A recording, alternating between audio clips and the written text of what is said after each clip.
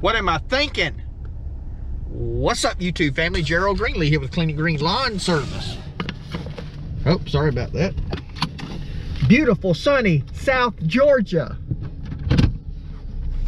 Let me put my hat back on, man. I'm done beating my head now.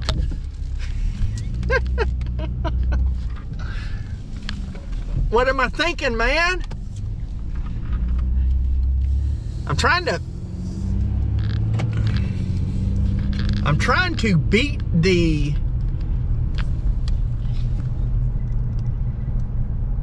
I don't know what it is. Trying to beat the desire for work out of me.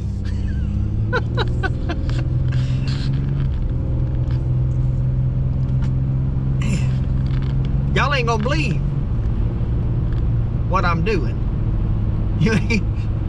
Actually, y'all probably will beat it. Y'all probably will. Yeah, you may beat it too. You probably will believe it. Insane. Yeah. I'm doing something that, as I would say it, I ought not to be doing. Nah. If I really thought I shouldn't be doing it, I wouldn't. What am I doing? I'm not telling y'all right now. I'm gonna do like everybody else and give you a cliffhanger. How about that? Cliffhanger. So, if you want to know what I'm doing, you're gonna have to scroll on through the video to get there. Nah, I ain't gonna do that, y'all. It's a quote.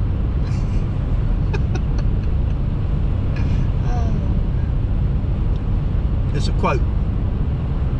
I am gonna make you wait to see what it's a quote on, though. How about that? Yep. I went and looked at a property. Got sucked in, man. It's like a vacuum, man. It's a vacuum. I just get pulled in. This is a good property, though. This is a move some other properties off the schedule kind of property. If, and that is a very big capital letters if they like my proposal. We'll see. We will see. Not much going on today. Been around the office, but today was a deadline for a quote on a commercial property. This is Wednesday here, so this is not a lawn care day at all. In fact, they cut a little yesterday, and we're gonna do everything else on Friday. And after this month, it'll be 1 day a week. Maybe. That's the plan. So, but yeah, I got a little packet right here.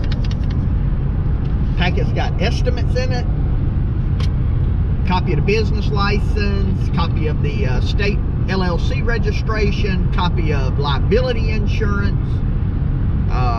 When I deal with commercial properties, I like to give them all that stuff up front. Now, you might ask, why do you give that to them if they don't ask for it? Here's the main reason. If me and 10 other companies, 9 other companies, send in estimates for this job. Now, what most people are going to look at, most people, not all, most people are going to look on there and go, okay, they're going to look for the price, right? That's what I do. You give me something, I look for the price. How much is this going to cost me? That's what I want to know, right? I go look at a vehicle, I want to know first thing, what's the price? Because it might not be in the range that I'm looking at. But the reason I put business license and liability insurance information in the packets to commercial properties is because I know that when you especially put something on Facebook, there's going to be guys come out there to bid that property that don't have a license and they don't have insurance. Neither one of those are expensive, but there's a lot of people running around without license, without insurance. Do I care about that? Not really. They'll care about it when they break something that's cost $5, $6, $7, $8, $10, $12,000 to fix. That'll be their problem. I put it in there because I want this potential client, this property owner, property manager, I want them to go, huh, I wonder if these other guys have got insurance and business license. Because see, a lot of people, that'll get them away from looking at that number at the bottom, and they'll begin to think, well, this guy is $200 cheaper, but I wonder if he's insured. What happens if he breaks something here? Oh, then the company starts to think about their liability.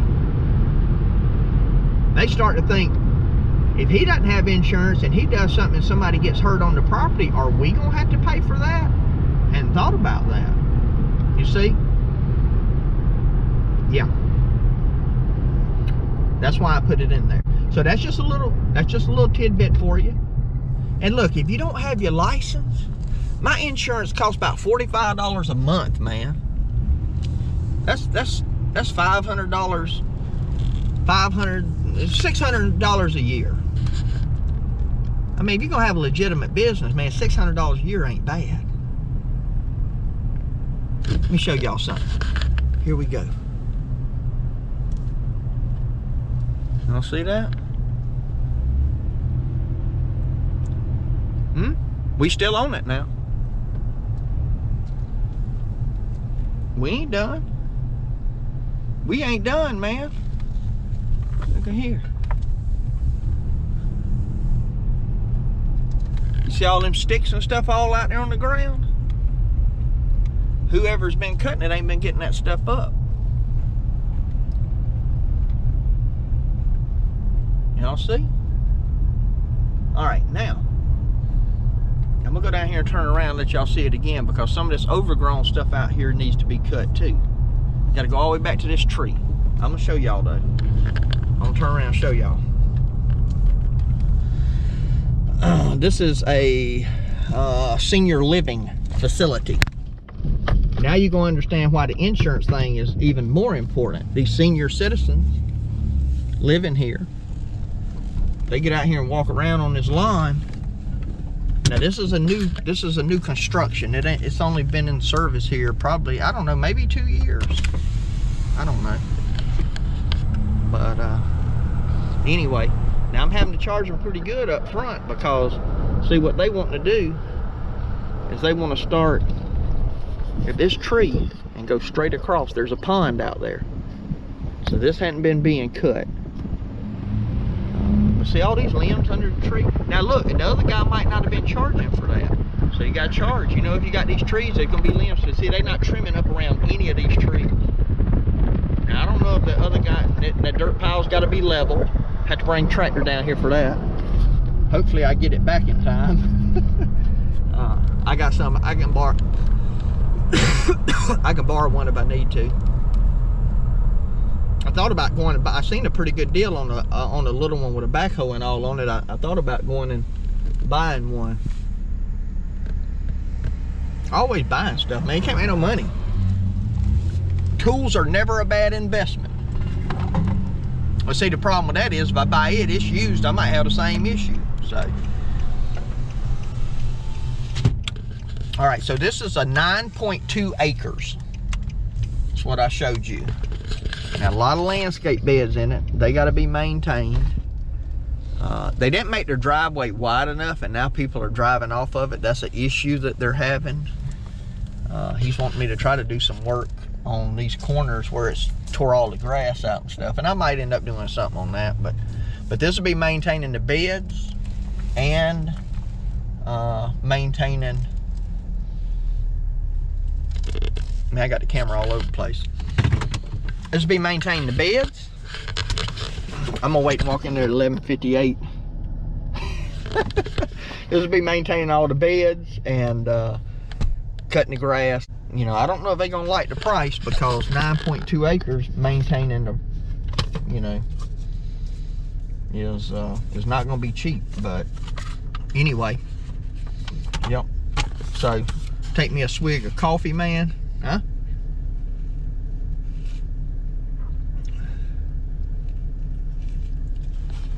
All right, man, let's take the paperwork to them, see what they say.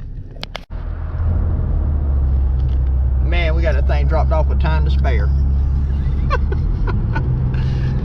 And again, y'all know me, it's not all about the money, but there's certainly a money element to business, because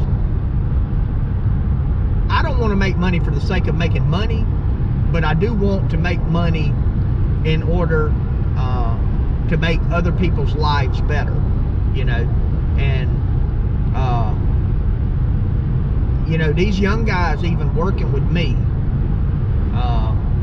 all of them started out at a base level, but none of them stayed there very long, you know. Now, am I paying them what I'd probably have to pay to get a full-time guy doing this? No, because they do it on a part-time basis. I have to work around their schedules. There's some things that you know, working with them and working them creates an inconvenience for me in the business from time to time. So there's a difference between them and a guy that could just get in the truck and go take care of the schedule for me. Absolutely. But they, you know, they're not doing bad either, in my opinion. You know, they not, well, I don't know, the way prices of things going up, they might go flip burgers and get it, but I, you know, I want to quote this, because when I got guys out here working, you know, I want to be able to pay them decent money and then be able to, you know, make some money, especially, you know, if I come across, you know, some of the older guys that are going to be doing this as a part of, you know, like this new guy that I got. I mean, this will be a part of his livelihood. And I mean, he's got a wife and kids and bills and responsibilities, and you know, I want to be able to have a I want to be able to you know, pay him in such a way that has an impact on his livelihood, the livelihood of his family. And so, you know, I mean, and so it's not all about money, but it is money in that, in as much as I want the business to be successful. I want to be able to be a blessing to other people. Again, I could easily you know, sell out all this lawn equipment and live off of, easily live off of what I make from the church. You know, we've been very blessed. So you know, it's not all about that, but you know, I do have to consider the workload and, okay, what properties are going to best suit us, what properties best suits the business model that we have, and you know, kind of go from there. And you know, if we do, and I don't think we're gonna have to cut properties. This new guy, you know, if everything works out the way I'm planning with that, we're probably not gonna have to cut any properties, even if we were to pick this up, you know. So but I'll have to invest some more in the business. You know, I may even get another just straight lawn truck and a trailer for the new guy to have and maintain all these commercial properties in town. So, you know, those are some things that, you know, I'm just looking at, and picking up large properties like this helps me in that. I mean, for what I charge for that property for a year, you know, I could buy another good F-150, you know, and over the course of between now and this time next year, you know, that property would pay for that vehicle. Now, of course, I still got maintenance that it wouldn't cover, and the employee that's in it and all that, but the person also wouldn't just be cutting one property, you know. if I get a guy that would go out and work 2 days a week, I could justify having a setup for that person. I'll put it that way. He'd generate enough revenue 2 days a week that he would pay himself and make the business enough money, you know, for another setup. And I might not make a whole lot off of that for the first year, but then I got all the stuff, and you know, the next year, then you're making money off of it. So, you know, I don't know, just a lot of things to consider. So now let's say that I don't get this job, and look, my track record with commercial has not been very good. Okay, you know, I said, well, you know, I went and bidded it. I don't care if I get it. Why do I say that? Why do I bid stuff and I don't care if I get it? One is I don't have to have it. Two is, you know, I got 2.5 hours in it, probably somewhere in that neighborhood of time, you know, and so you learn. It's a 2.5 hour learning experience, you know, because now you don't really know how good you did on the bid, honestly, unless you get it. It's kind of like the college, man. I was blown away going and looking at the size of that property, thinking, you know, what's a fair price here? And of course, you know, we ended up getting that one. It's been a very good account. I could have went a little higher on it,